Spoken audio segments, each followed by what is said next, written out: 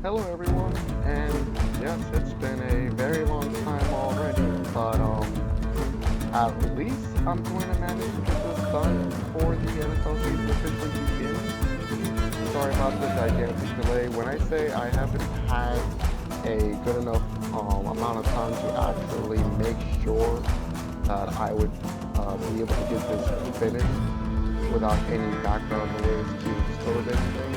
I mean, I really have not had time because it's been quite busy actually. But anyway, enough about that.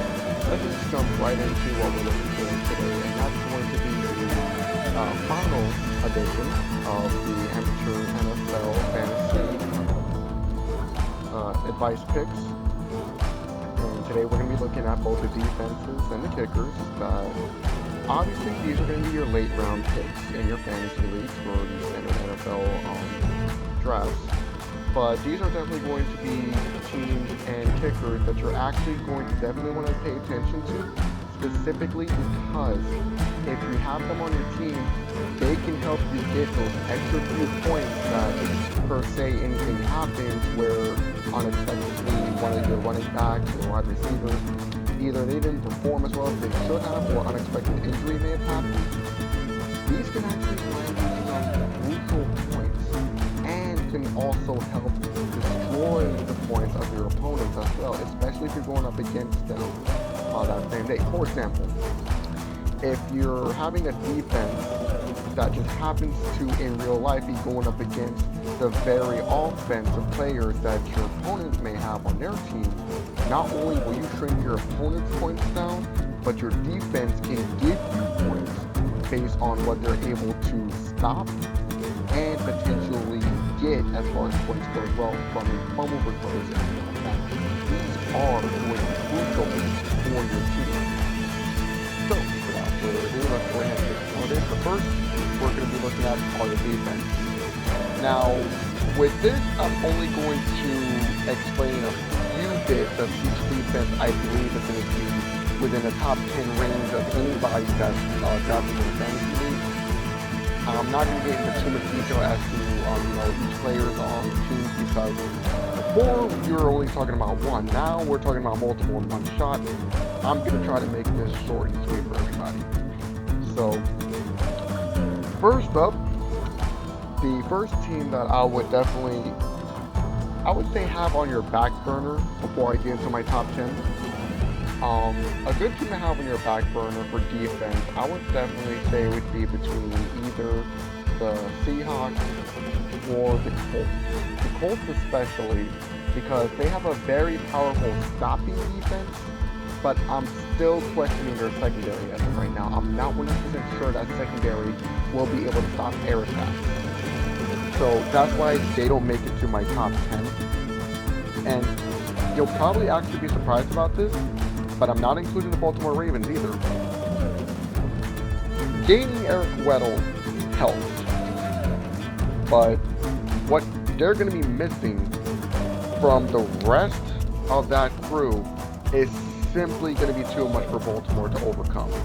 They have a good enough offense to kind of balance, but when you're talking about losing C.J. Mosley, Zadarius Smith, Terrell Suggs, all of them in one shot, I'm sorry, you're not going to be able to remake that kind of a defense again, despite who they managed to pick up. So, for any Ravens fan, I'm sorry, they're not going to make it on this year. So, my top 10, and I'll just point out the obvious people on these teams who I believe are the biggest reasons or biggest factors as to why they should be the first ones to come to mind when it comes to selecting the defenses. The Chicago Bears, Khalil Mack, Eddie Jackson, Akeem Hicks, Aaron Lynch. This is such a dope team, and that is despite losing Bryce Callahan in free agency. To receive HaHa Clinton-Dix, that's not to say that's going to replace Callahan's production. I'm not saying that. But this is still such a lethal defense. The only issue I actually have with this team is the fact that they no longer have defensive coordinator Vic Fangio. That was a mastermind who knew how to utilize every position on that team. Now that they have Chuck Pagano, who knows? I'm not going to 100% say he is going to be able to do anything close to what Fangio did, but with the players he has at his disposal, I cannot say that he's going to fail with them. This is too good a defense to absolutely overlook. Next up, and this is probably going to be obvious just because of how the offseason has been, the Cleveland Browns. I mean, who they have gained on defense, despite the fact that they were actually a dang good defense last year. They were number one in turnovers for the first half of the season. Now, with Myles Garrett, with Denzel Ward, with Demarius Randall, they went ahead and added Sheldon Richardson to their defensive front. They now have, I forgot who it was that they received from the Kansas City Chiefs, but he was actually one of their better backs in the secondary. So the fact that they received him is a big plus. Then to get Greedy Williams in the draft.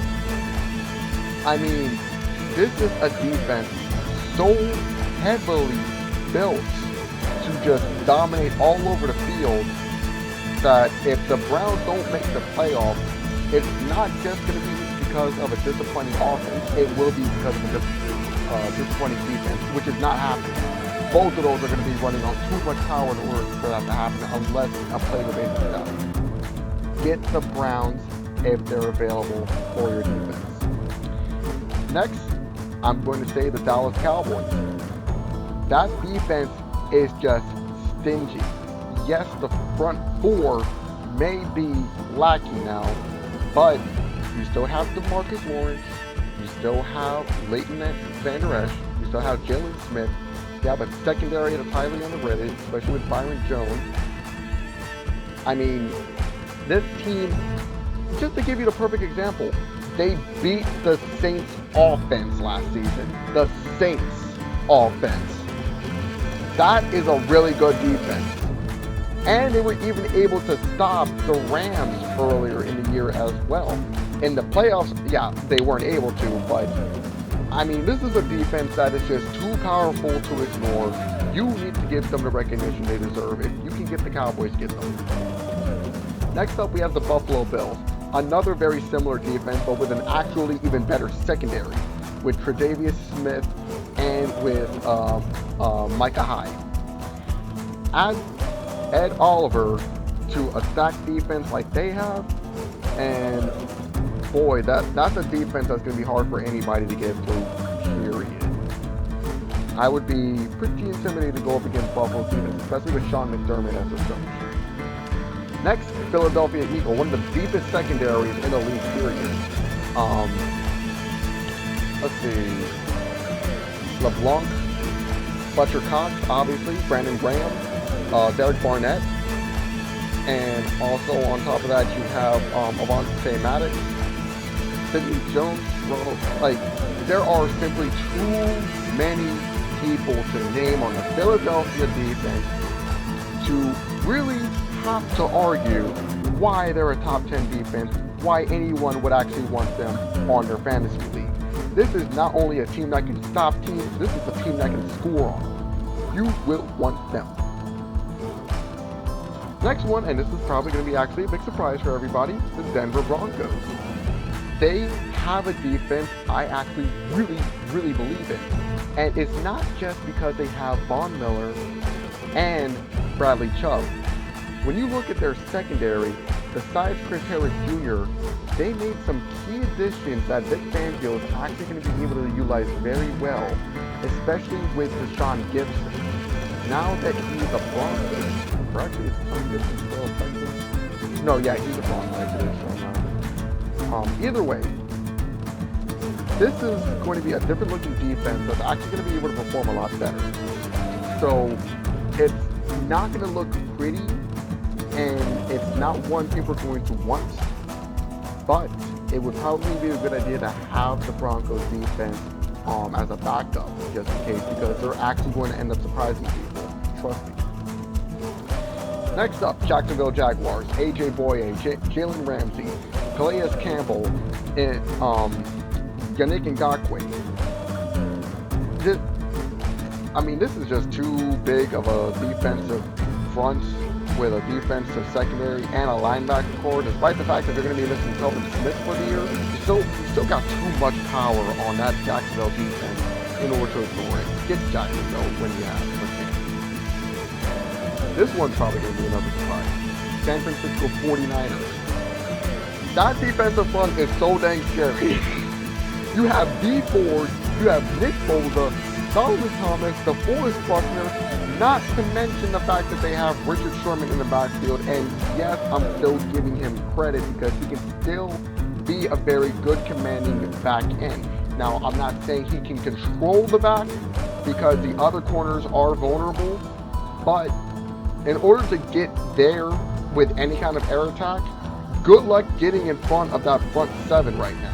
The 49ers defense will be a top 10 team. I guarantee you that. Well, then again, if I guarantee, I may actually, regret that, but I'm definitely saying there's a 99% chance. Next up, Los Angeles Chargers. Derwin James, Joey Bosa, Melvin Ingram. This is going to be a very, very lethal defense. They only got better in the offseason between free agency and draft.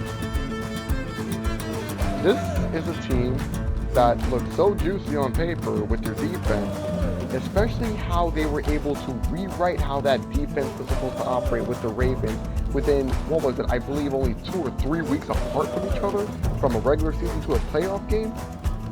That is a very well-developed defense that can win you games. And now finally would be the Los Angeles Rams. Aaron Donald, Marcus Peters, Aqib Talib. I still believe this is too lethal a defense for anybody to ignore. And on top of the fact that, yes, they do have Clay Matthews now, and they also managed to get, they were the ones that got Eric Weddle. The Ravens were the ones that got Earl Thomas. My computer's stuck. But anyway, with Eric Weddle there, that is going to be a huge game for them. This is a defense Wade Phillips is going to be able to play around with so well that it's going to be next to impossible to even score on the Rams. A few honorable mentions, I'll say, for defense, but definitely be the Houston Texans because of J.J. Watt, Justin Reed, who is actually going to have a breakout season as far as I'm concerned. Also, the fact that they picked up Bryce Callahan, if I'm correct. As a matter of fact, I can just double check because I do have the notes for it. And sorry if I'm letting this, go on a little longer than it probably should. But defense, the Texans were the ones that got Gibson, and the Broncos were the one that got Callahan. So either way, it's still a valid argument. Also, the Texans receiving Bradley Roby definitely helps. And of course, Jadeveon Clowney, he's probably still going to be able to play even though he didn't sign his franchise tag as of yet. Or actually, he did sign, but the thing is that he didn't get his extension, so this is probably going to be his last year for Texas. He's going to want to probably roll out of this one on a high note. And then Whitney Merciless as well. They're a great defense, but until the offense balances, I'm not going to call them a top 10 tier yet. The other teams, I believe they have a good enough offense to balance out. Now, as far as kickers go, this one, it's probably going to be a little quick, so we're not going to waste too much time on this one. The first kicker that I'm going to recommend, and is probably the number one kicker everybody should be looking for if you need a kicker on your draft team. If he's available, grab him, and that's Justin Tucker of the Ravens. He is the most accurate kicker from 50 yards out, not to mention one of the most accurate kickers he's ever seen in the league, period. Tucker is worth grabbing.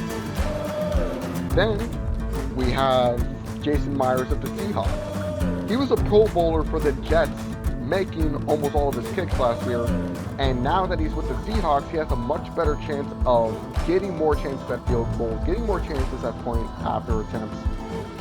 He's someone you're going to want. Then, of course, you have Mr. Reliable Adam Vinatieri of the Colts, still kicking, and yes, pun intended, this is someone that you're going to want on your team just because he's going to be continuously kicking points through. They want him to break the record. He probably will this year for the most points scored by any player in the NFL in history. I mean, yeah, get Vinatieri. Next up, Greg Zuerlein from the Rams. That's a sure bet. I mean, I'm probably going to have to say the best example of him being worth being on a list, despite the fact that he is one of the better kickers and actually a good special teamer when it comes to trick plays. That kick, the game-winning kick against the Saints to go to the Super Bowl. I mean, that was a long shot, and he still managed. So, yeah, get him. And then you have Harrison Butker from the Chiefs. Very accurate, even from far out. And he just signed a 5-year extension, and there was a very good reason for it. You have Will Lutz from the Saints. He's very accurate, actually. I was actually surprised that no one was really talking about him that much when it came to the kickers. He's definitely somebody to keep an eye out for. Another Pro Bowler that a lot of people are probably not going to consider, Aldrick Rosas of the New York Giants. He actually made almost all of his kicks last year when it came to both field goals and point after attempts, and even from long distances. He's someone to highly consider. Graham Gano of the Panthers, accurate from very far away. He's someone that you're going to want, and he even proved his skills at the Pro Bowl with the kick-tack-toe. This guy's accurate from far and up close. You want Gano. Next, and this one is probably going to be a bit of a surprise, Giorgio Tavecchio of the Atlanta Falcons. He is actually a legitimately good kicker. Matt Bryant was excellent. Tavecchio basically matched him in skill, and I'm shocked to even say that. Finally, and of course it took him forever to be able to sign the franchise tag, but he finally did, thankfully, Robbie Gould of the 49ers. He's somebody that you're definitely going to want as your kicker, simply because he was accurate for over 90% of his kicks. And he's been that accurate for most of his career, so why not get him? A couple of honorable mentions. Definitely going to put Josh Lambo in the honorable mention list, and Ka'imi Fairbairn from the Texans, and Lambo from the Jaguars. They're accurate, but I'm not putting them on the top 10 just of yet because they've had their fair share of issues. Fairbairn hasn't had a really good chance to actually come out as a really good kicker because the offense has had some woes. Also, Jason Sanders of the Dolphins. He's great, but until we can see a better offense, and now with the way that it's been shaken up, I'm not going to put him on that list. And one person to keep an eye on, and I've seen a few people already in some of my draft students pick up Matt Bryant. He's still a free agent, but he is so dang good. I don't know why he hasn't been signed by anybody yet. Matt Bryant is too good of a kicker to just let go. If he's a free agent and you need a kicker, pick him up. He's probably going to sign before the first week of the season. I mean, he would be definitely worth it. But yeah, those are definitely going to be my top 10 defenses, top 10 kickers, and if you have anyone else that you think is going to actually be a better fit, just let me know in the comments. In the meantime, we are that much closer to the start of the NFL season. We have the Hall of Fame game coming up on August 1st, and then September is when we finally get our regular season. And before then, I'm going to make sure that after watching as much of the preseasons as I can, highlights to the actual game, yes, I will be watching those intently because you never know what can develop out of that. And it gives us an idea of some of the rookies that have been picked up in both free agency and the draft that have, not gotten, that much not much chances. Or, of course, as mentioned, draft rookies. We get a chance to see how they're going to be able to perform at the NFL level. And from that point, I'll try to bring out my predictions as soon as I possibly can for not the entire season, but what I'll be doing is my predictions on who I believe will win week 1, and then the eventual playoffs where I believe will make it from that point, and I'll continue to do a weekly update like that. But in the meantime, this is Fire Knight 3, signing out.